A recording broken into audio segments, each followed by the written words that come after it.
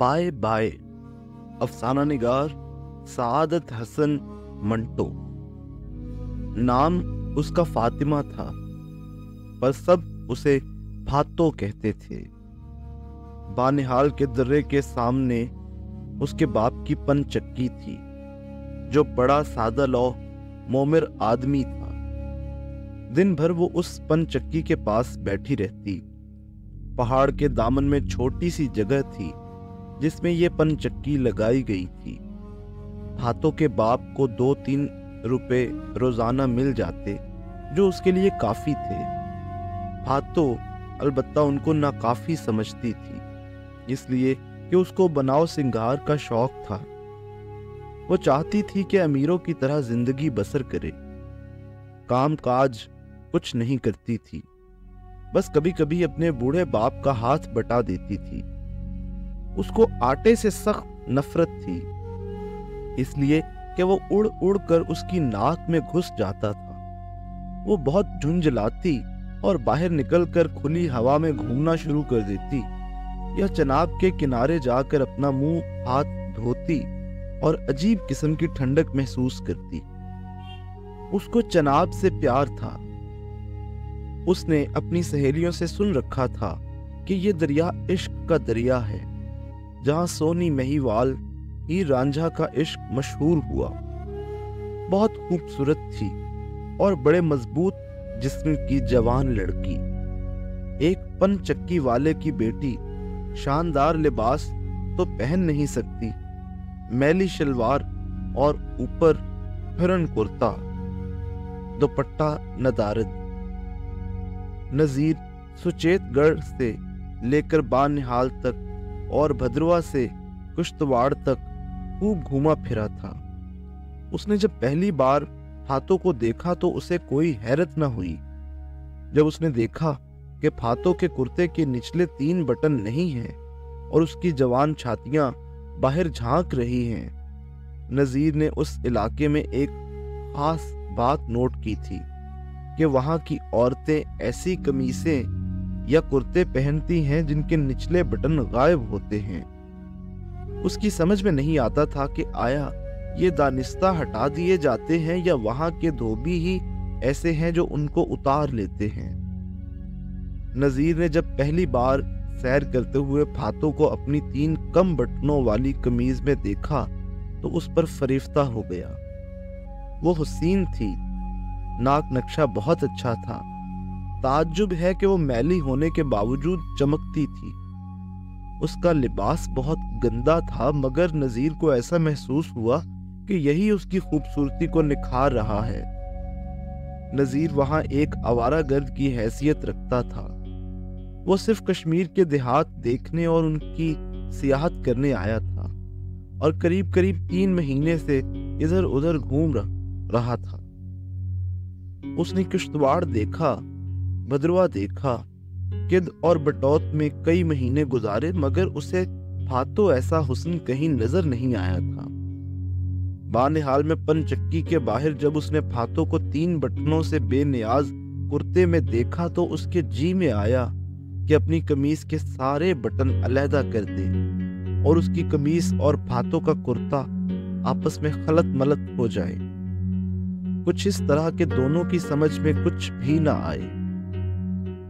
उससे मिलना नजीर के लिए मुश्किल नहीं था, इसलिए कि उसका बाप दिन भर गंदुम, मकई और जवार पीसने में मशगूल रहता था और वो थी हंसमुख, हर आदमी से खुलकर बात करने वाली। बहुत जल्द घुलू मिट्ठू हो जाती थी। चुनाचे नजीर को उसकी कुर्बत हासिल करने में कोई दिक्कत महसूस न हुई। चंद ही दिनों में उसने उससे राहो रस्म पैदा कर ली। ये राहो रस्म थोड़ी देर में मोहब्बत में तब्दील हो गई। पास ही जनाब, जिसे इश्क का दरिया कहते हैं और जिसके पानी से फातो के बाप की पनचक्की चलती थी, उस दरिया के किनारे बैठकर नजीर उसको अपना दिल निकाल कर दिखाता था, जिसमें सिवाय मोहब्बत के और कुछ भी नहीं था। फातो सुनती, इसलिए कि वो उसके जज्बात का मजाक उड़ाना चाहती थी। असल में वो थी ही हंसौड़, सारी जिंदगी वो कभी रोई न थी। उसके माँ बाप बड़े फख्र से कहा करते थे कि हमारी बच्ची बचपन में कभी नहीं रोई। नजीर और फातो में मोहब्बत की पींगें बढ़ती गई। नजीर फातो को देखता तो उसे यूं महसूस होता कि उसने अपनी रूह का अक्स आईने में देख लिया है, और फातो तो उसकी ग्रवीदा थी, इसलिए कि वो उसकी खातिर मदारत करता था। उसको ये चीज जिसे मोहब्बत कहते हैं पहले कभी नसीब नहीं हुई, इसलिए वो खुश थी। बानिहाल में तो कोई अखबार मिलता नहीं था, इसलिए नजीर को बटौत जाना पड़ता था। वहां वो देर तक डाक खाना के अंदर बैठा रहता। डाक आई तो अखबार पढ़ के पनचक्की पर चला आता। करीब करीब 6 मील का फासला था, मगर नजीर इसका कोई ख्याल न करता। ये समझता कि चलो वर्जिश ही हो गई है। जब वो पनचक्की के पास पहुंचता तो फातो किसी न किसी बहाने से बाहर निकल आती और दोनों चिनाब के पास पहुंच जाते और पत्थरों पर बैठ जाते। फातो उससे कहती, बखैर, आज की खबरें सुनाओ। उसको खबरें सुनने का खब था। नजीर अखबार खोलता और उसको खबरें सुनाना शुरू कर देता। उन दिनों फिरका वाराना फसादात थे। अमृतसर से ये किस्सा शुरू हुआ था, जहां सिखों ने मुसलमानों के कई मोहल्ले जलाकर राख कर दिए थे। वो ये सब खबरें उसको सुनाता। वो सिखों को अपनी गुवार जुबान में बुरा भला कहती। नजीर खामोश रहता। एक दिन अचानक ये खबर आई कि पाकिस्तान कायम हो गया है और हिंदुस्तान अलहदा हो गया है। नजीर को तमाम वाकयात का इल्म था, मगर जब उसने पढ़ा कि हिंदुस्तान ने रियासत मांगरोल और मानावार पर जबरदस्ती कब्जा कर लिया है, तो वो बहुत परेशान हुआ। मगर उसने अपनी इस परेशानी को फातो पर जाहिर न होने दिया। दोनों का इश्क अब बहुत उस्तवार हो चुका था।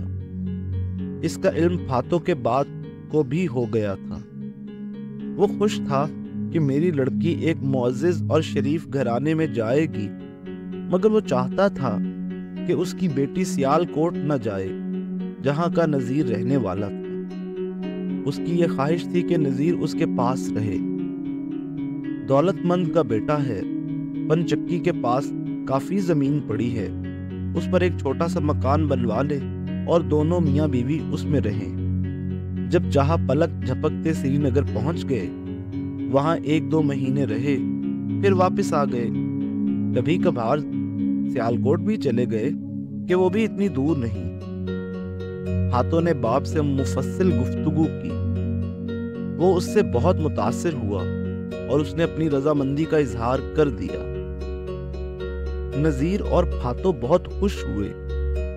उस रोज पहली मर्तबा नजीर ने उसके होंठों को चूमा और खुद अपने हाथ से उसके कुर्ते में 3 बटन लगाए। दूसरे दिन नजीर ने अपने वालिदैन को लिख दिया कि वह शादी कर रहा है। कश्मीर की एक देहाती लड़की है जिससे उसको मोहब्बत हो गई है। 1 माह तक फतो किताबत होती रही। आदमी रोशन ख्याल थे, इसलिए वो मान गए। हालांकि वो अपने बेटे की शादी अपने खानदान में करना चाहते थे। उसके वालिद ने जो आखिरी खत लिखा उसमें इस ख्वाहिश का इजहार किया गया था कि नजीर फातिमा का फोटो भेजे ताकि वो अपने रिश्तेदारों को दिखाएं, इसलिए कि वो उसके हुस्न की बड़ी तारीफें कर चुका था। लेकिन बानिहाल जैसे दूर उफ्तादा इलाके में वो फातो की तस्वीर कैसे हासिल करता? उसके पास कोई कैमरा नहीं था, न वहां कोई फोटोग्राफर। बटौत और कुद में भी उनका नामो निशान नहीं था। इत्तेफाक से एक दिन श्रीनगर से मोटर आई। नजीर सड़क पर खड़ा था। उसने देखा कि उसका दोस्त रणबीर सिंह ड्राइव कर रहा है। उसने बुलंद आवाज में कहा, रणबीर यार, ठहरो। मोटर ठहर गई। दोनों दोस्त एक दूसरे से गले मिले। नजीर ने देखा कि उसकी मोटर में कैमरा पड़ा है, रॉयल फ्लेक्स। नजीर ने उससे कुछ देर बातें की, फिर पूछा, तुम्हारे कैमरे में फिल्म है? रणबीर ने हंसकर कहा, खाली कैमरा और खाली बंदूक किस काम की होती है? मेरे कैमरे में 16 एक्सपोजर मौजूद हैं। नजीर ने फौरन हाथों को ठहराया और अपने दोस्त रणबीर से कहा, यार इसके 3-4 अच्छे पोज ले लो, और तुम मेरा ख्याल है सियालकोट जा रहे हो, वहां से डेवलप और प्रिंट करा के मुझे 2-2 कॉपियां बटौत के डाक खाने की मारिफत भिजवा देना। रणबीर ने बड़े गौर और दिलचस्पी से फातो को देखा। उसकी मोटर में डोगरा फौज के 3-4 सिपाही थे, 303 बंदूकें लिए। रणबीर जो मुकाम फोटो लेने के लिए पसंद करता, ये मुसल्लह फौजी उसके पीछे पीछे होते। नजीर उसके हमराह होना चाहता तो ये डोगरे उसे रोक देते। कश्मीर में हुल्लड़ मच रहा था। इसके मुतालिक नजीर को अच्छी तरह मालूम था कि हिंदुस्तान उस पर काबिज होना चाहता है, मगर पाकिस्तानी उसकी मुदाफियत कर रहे हैं। फोटो लेकर जब नजीर का दोस्त रणबीर अपनी मोटर के पास आया तो उसने नजीर की तरफ आंख उठाकर भी न देखा। फातो डोगरे फौजियों की गिरफ्त में थी। उन्होंने जबरदस्ती मोटर में डाला। वो चीखी चिल्लाई, नजीर को अपनी मदद के लिए पुकारा, मगर वो आजिज था। डोगरे फौजी संगीने ताने खड़े थे। जब मोटर स्टार्ट हुई तो नजीर ने अपने दोस्त रणबीर से बड़े आजिजाना लहजे में कहा, यार रणबीर, ये क्या हो रहा है? रणबीर सिंह ने, जो कि मोटर चला रहा था, नजीर के पास से गुजरते हुए हाथ हिलाकर सिर्फ इतना कहा, बाय बाय।